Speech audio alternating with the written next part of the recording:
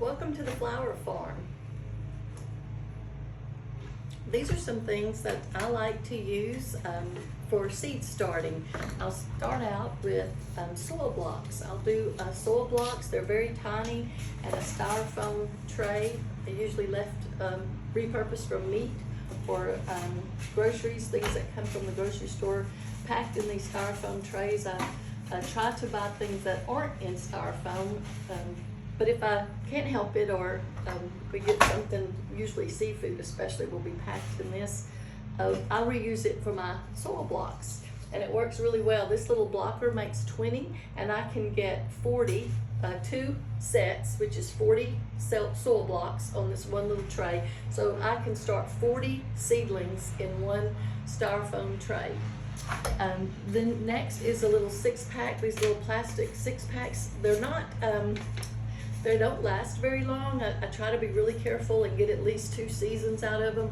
You know, I'll start in the spring, and then in the late summer when I'm seeding some late fall or winter annuals or ornamentals, I'll try to reuse them, but unfortunately they're pretty thin, and they don't really hold up very well to multiple uses.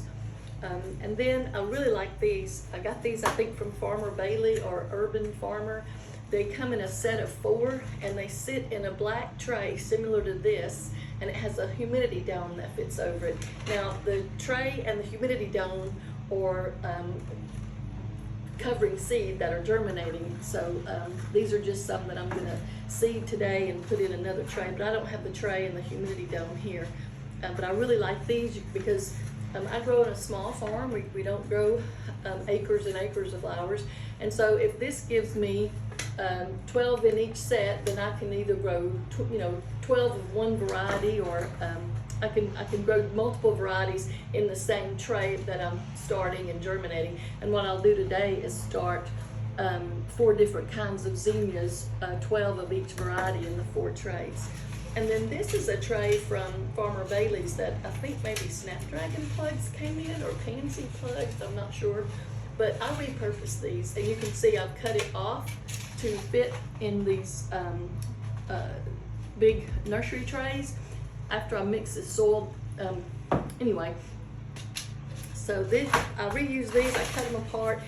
I'll probably put basil and foliage in one, maybe some basil and I don't know, different varieties of basil. And then this one, I'll probably start something, like celosia, that takes light to germinate, and you don't really need a big soil block or a big tray of dirt. Just the little tiny seed just sits right on the top. And I'll probably start some green tassel amaranth.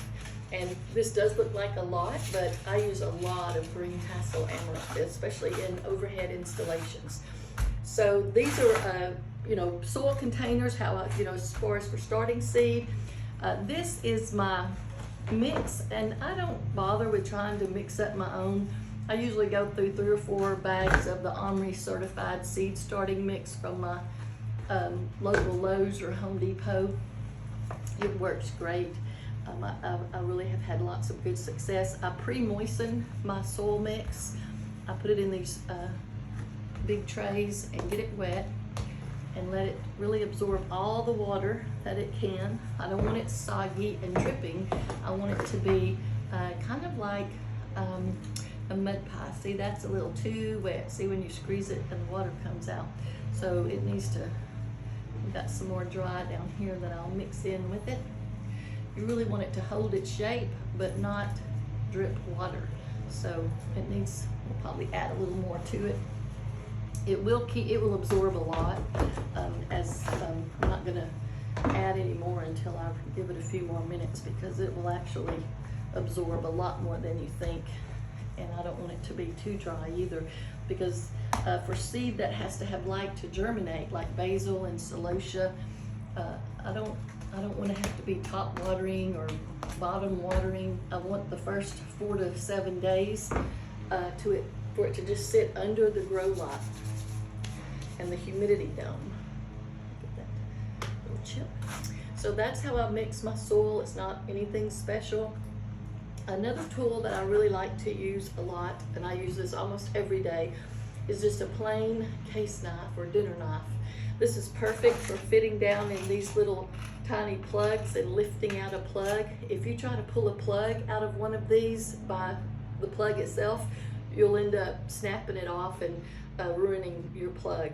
So I always gently lift them out with the case knife. The same thing here. It works great for lifting out. If you have a soil block, you can lift that block individually and either pot it up in something like this or plant it directly into your garden. But I really like a case knife. It's perfect for weeding around delicate seedlings. We have lots of weed pressure here in East Texas. I mean, it's not even April yet, and I've been weeding probably since late February. In fact, I weeded my Eryngium bed the first week of December before we went on our winter vacation. So yeah, we have weed pressure year round here, and this is a great tool for working around seedlings and transplants and getting that, you know, spreading grass, weeds, henbit, all of those weeds out without without disturbing the transplant or the seedling.